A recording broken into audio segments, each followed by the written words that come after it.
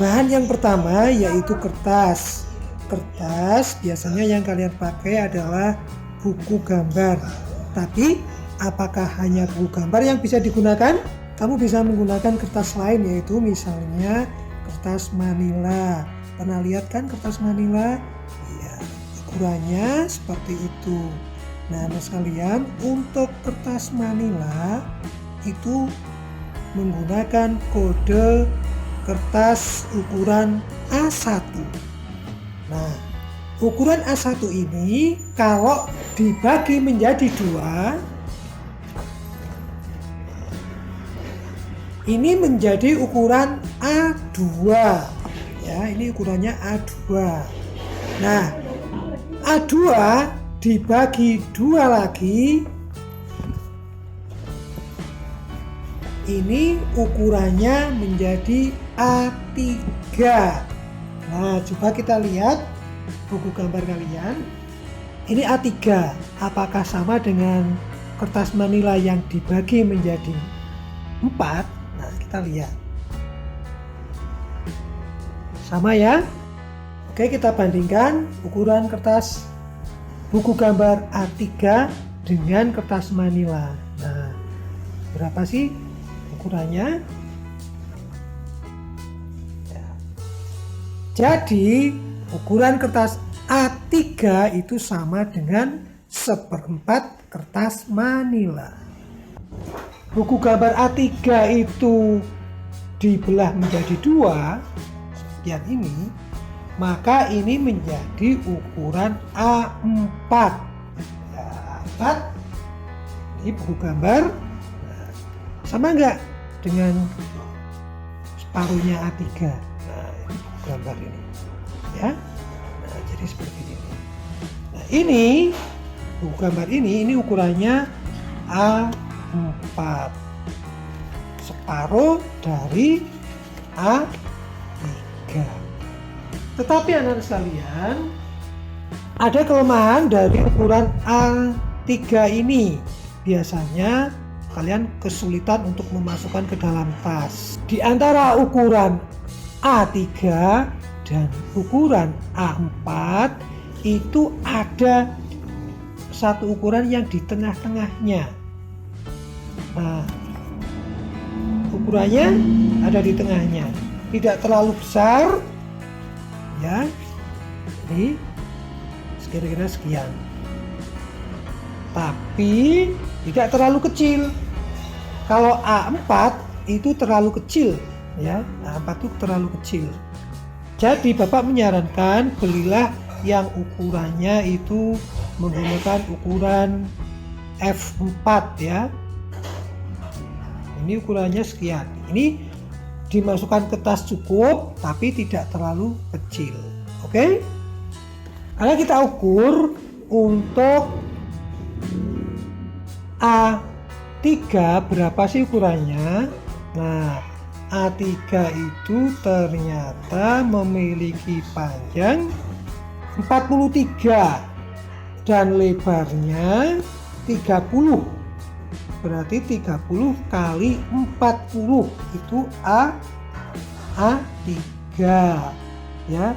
30 kali 43 atau sekitar 30 kali 40. Sedangkan untuk ukuran B4 ukurannya adalah 36 kali 26. Sedangkan untuk ukuran A4 itu ukurannya adalah 30 kali 21, ya, 30 kali 21.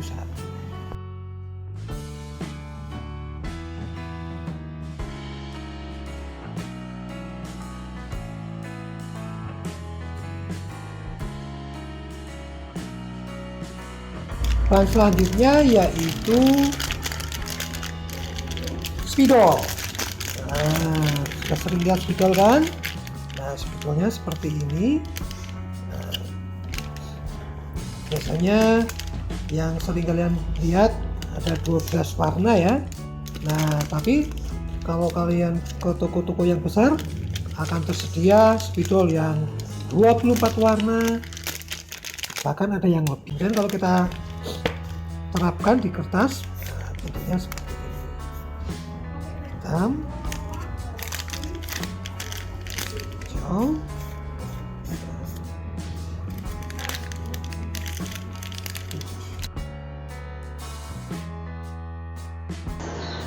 untuk bahan selanjutnya yaitu namanya brush pen. Brush pen itu merupakan inovasi dari media atau bahan spidol dari ballpoint, spidol, dan kuas.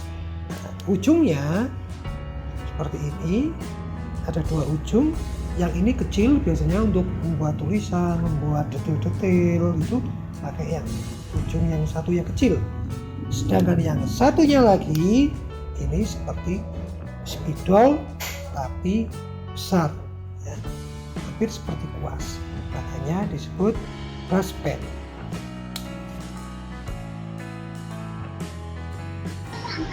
Nomor 4 adalah pensil warna.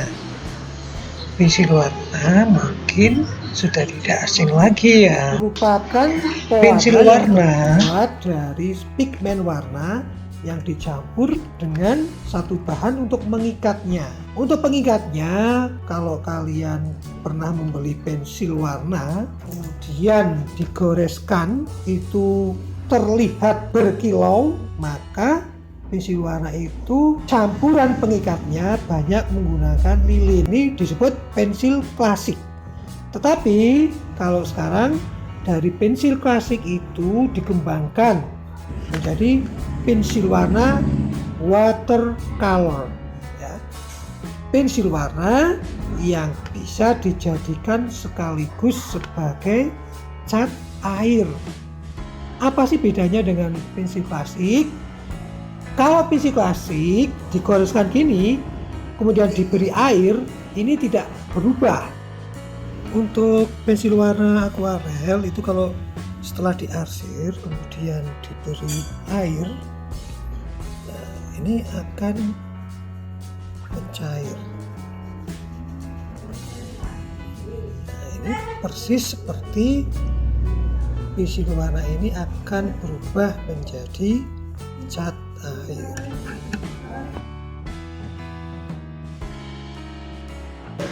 Untuk yang nomor 5 adalah cat air atau sering disebut dengan watercolor. Watercolor ini bentuknya seperti ini ya. Dalamnya seperti ini. Dalamnya seperti ini. Ini namanya tube, ya, seperti ini juga tube. Kalau seperti ini sering disebut botol. Kalau seperti ini disebut kaleng. Apa sih bedanya? Nah, kalau botol, kaleng itu biasanya untuk menempatkan benda-benda yang sifatnya cair. Sedangkan tube itu digunakan untuk menempatkan benda-benda yang sifatnya tidak cair tapi tidak padat. Nah, contohnya pasta gigi. Pasta gigi itu ditempatkan di wadah yang namanya tube. Nah, ini tidak cair tapi juga tidak padat.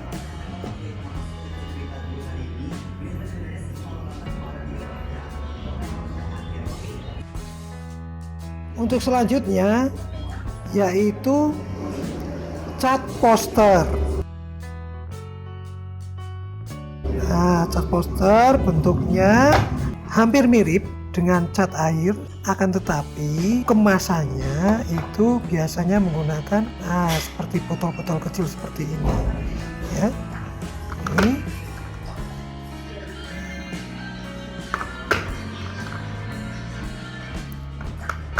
bedanya dengan cat air.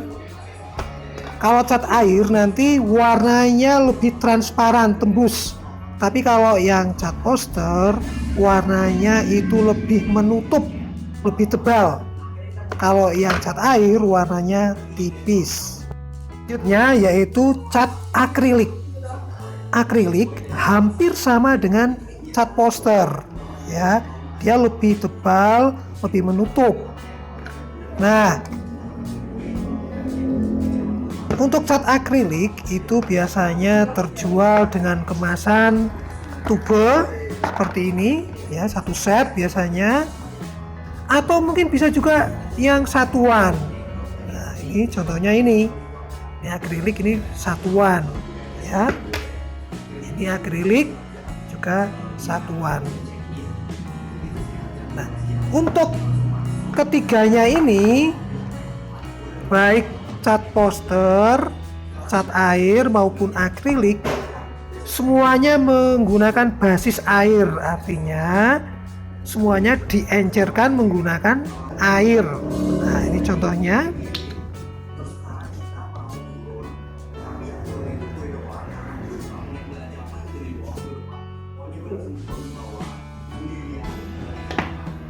Kita ambil air. Ini kalau diencerkan, nah dia akan mencair dengan air. Jadi semuanya ini baik cat air, akrilik maupun cat poster itu menggunakan media air.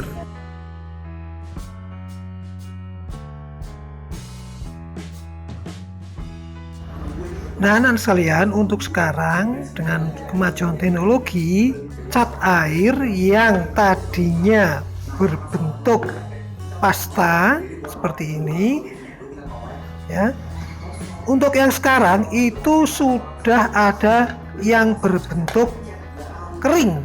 Nah, ini tinggal kamu oles, ya, ini dioles menggunakan kuas, ya, ini cuci dulu kuasnya. Nah, ini tinggal diambil aja, nah, seperti ini, maka nanti langsung akan menjadi warna seperti ini, ya. Untuk selanjutnya, media atau bahan untuk menggambar, melukis, yaitu cat minyak atau oil painting atau oil color, ya. Bentuknya sama seperti cat air, tetapi bedanya untuk cat minyak itu tidak bisa menggunakan air, harus menggunakan minyak khusus. Nah, ini minyaknya, pencampurnya kamu bisa menggunakan juga, misalnya minyak tanah, ya, atau bensin, bisa diencerkan menggunakan itu. Tapi untuk cat minyak itu ada minyak yang khusus untuk melukis, minyak pengencer, ya, seperti ini.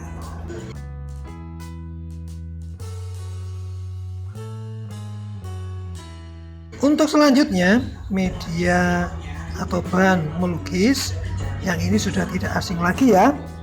Ini adalah pastel atau krayon. Apa sih bedanya pastel dan krayon? Nah, kalau yang pastel itu bentuknya lebih soft atau lembut dan tidak terlalu mengkilap. Tapi kalau kamu membeli media ini kemudian diarsir, kok hasilnya mengkilap, licin, nah itu namanya krayon. Tapi kalau yang tidak mengkilap dan lebih lunak, ini namanya pastel.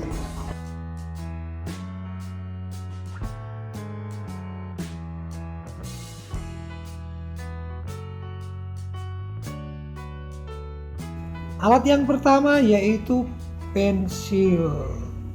Ada berbagai jenis, baik merek maupun ukurannya. Nah, untuk pensil itu menggunakan kode yaitu H, B, HB dan EB.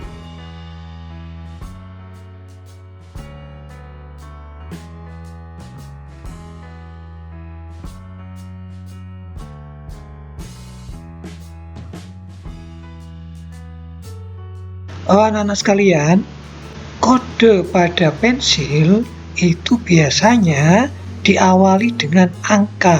Misalnya pensil yang jenis lunak atau soft biasanya menggunakan kode B dan diawali dengan angka.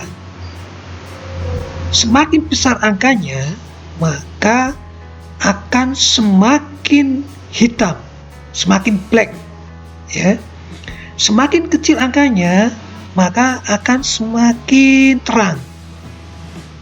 Nah, ini perbandingannya. Yang 12B itu hitam sekali, 7B sedang, yang 2B sedikit terang. Nah, untuk pensil B biasanya digunakan untuk mengarsir pada saat kita menggambar. Nah, untuk yang sedang itu adalah pensil jenis HB. Pensil jenis HB ini sangat baik untuk membuat sketsa, untuk membuat orek-orekan pada saat kalian mau menggambar. Mengapa bagus untuk sketsa? Karena tidak terlalu hitam, juga tidak terlalu terang. Pada saat kalian membuat sketsa kemudian salah, kalau kamu menggunakan pensil yang jenis B, nanti akan sulit untuk dihapus. Tapi dengan HB akan mudah dihapus, tetapi tidak begitu terang. Artinya gambar itu masih kelihatan. Sedangkan untuk pensil yang jenis H, pensil jenis H itu adalah pensil yang sifatnya keras, sehingga semakin besar angkanya semakin keras. Pensil ini cocok untuk para arsitektur yang sedang mendesain sebuah bangunan. Mengapa kok cocok untuk desain arsitektur? Karena hasil atau bekas pensilnya tidak begitu jelas kelihatan, sehingga gambar itu nanti akan kelihatan rapi. Untuk alat yang lain yaitu penghapus atau eraser. Untuk penghapus yang sering kalian pakai adalah penghapus biasa, tapi kamu bisa juga menggunakan penghapus yang bentuknya bisa dirubah-rubah.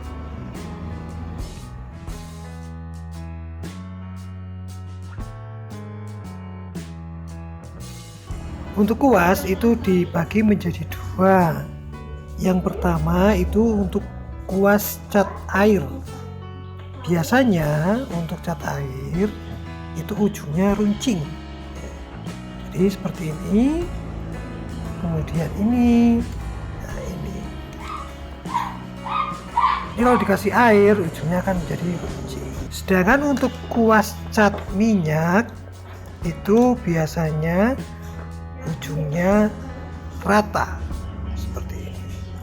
Ini untuk kuas cat minyak.